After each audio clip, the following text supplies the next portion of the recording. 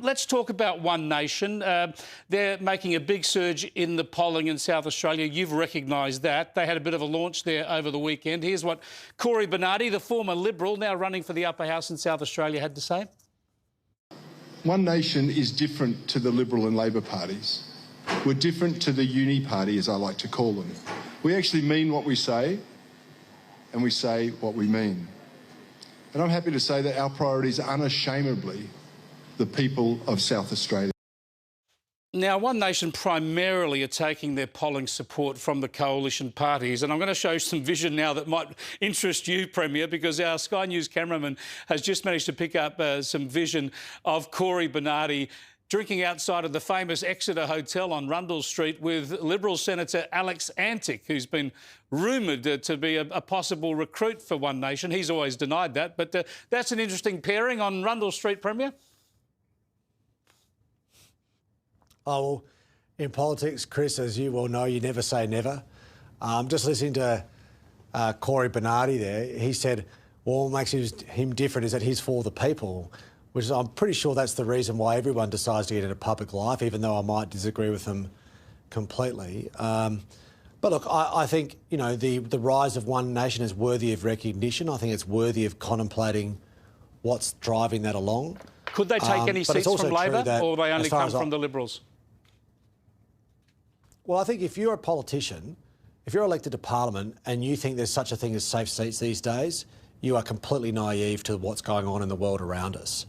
I think the fastest way to lose a vote is to take it for granted, right? And that extends up to the seat level and then the government level as well. So as far as I'm concerned, though, Chris, like, we've got the state's economy firing, we've got wages growing, we've got housing supply on the up, and we are the first to acknowledge there's a lot more to do. And I'm just going to focus on the bread and butter. I'm going to focus on growing the economy to get more people in better paid jobs and be able to afford houses to live in with actual policies to achieve it. We've spoken about abolition of stamp duty as a tax on lots of people to achieve that. So, you know, I'm not out just talking in rhetorically or in slogans. We've got a lot of policy that we've been announcing, and we've got more that we announce into the future, because that's what a serious political outfit, a serious party of government seeks to do. But now, you're very, I don't in any way talk down, you know.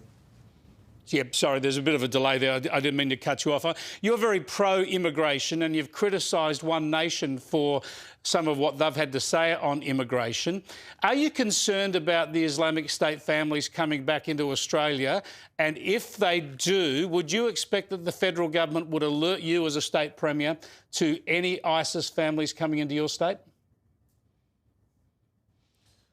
Well, we would certainly expect our security operations, namely through South Australian Police, to be advised of any risk that the Commonwealth is aware of. Absolutely. Nothing's more important than keeping the community safe. And when it comes to immigration, when you say I'm pro-immigration, what I'm pro is thoughtful, well-calibrated, sustainable immigration, which of course safety has to be the paramount consideration. What I reject, though, Chris, is a style of politics that seeks to sort of drive division and discord through the community rather than just focusing on some obvious truths, which includes the fact that in an environment where we've got full employment, and that is certainly true in South Australia at the moment, you know, we've got skill shortages everywhere I look. And the type of areas that worry me the most is housing construction, because I've actually got to build more homes for Australian citizens who are choosing to live in South Australia because of all the job opportunities. That's the first challenge. And the second challenge I've got is in some areas we've got an ageing population. We've got more people going into aged care, and they're struggling to recruit people to work in those environments. And they're just two examples of an obvious place where migration should come in. You expressed that in a rather controversial way last week. Have a look. My message to One Nation voters is, who's going to feed you and bathe you and wipe your bum when you're 90, right? Because it ain't going to be your kids. Because if I get my way, they're going to be working on submarines. Premier, do you regret that? Was that a bit demeaning towards immigrants? No. No, it doesn't diminish their value. In fact, the opposite's true. I'm speaking to the value of people who come into this country and share our values and work hard and seek to provide for their families. In fact, if you extended that clip, I went on to say we want young South Australians getting the skills to be able to build submarines, which are going to be really well-paid jobs. They will have to be Australian citizens necessarily because of security requirements on the AUKUS program. So I want young Aussie kids getting the skills to get high-paid jobs doing something very purposeful for our whole nation to build submarines. And then I want them to have a home to live in. And that means someone's going to have to build that home. And what we've seen in this country, including in South Australia, is waves of migration doing the jobs on building sites that no one else is willing to do. We've got a shortage of concreters, we've got a shortage of bricklayers, and in the past we had the Greeks and Italians doing that work. Then we had the Serbs and the Croats doing that. These are good people who work hard, right? They share our value system of working hard and providing for their families. And I think that's a good thing. And I think, you know, most Australians would acknowledge that's been a critical part of the Australian story. I count my family as part of that.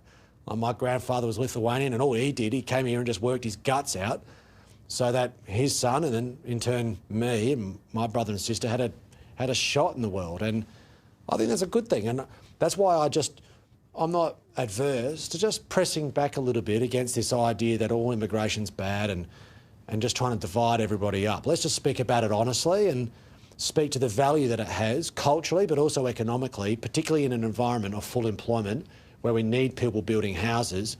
What would break my heart, Chris, is if we saw an opportunity lost in South Australia, an unprecedented economic opportunity that we've got in this period of growth, if we lost out on that because we said no to people who are willing to come here and do jobs that no one else is willing to do, right? We need people here building homes to unlock that economic opportunity. And it would break my heart if we lost that chance because of a misplaced debate on migration.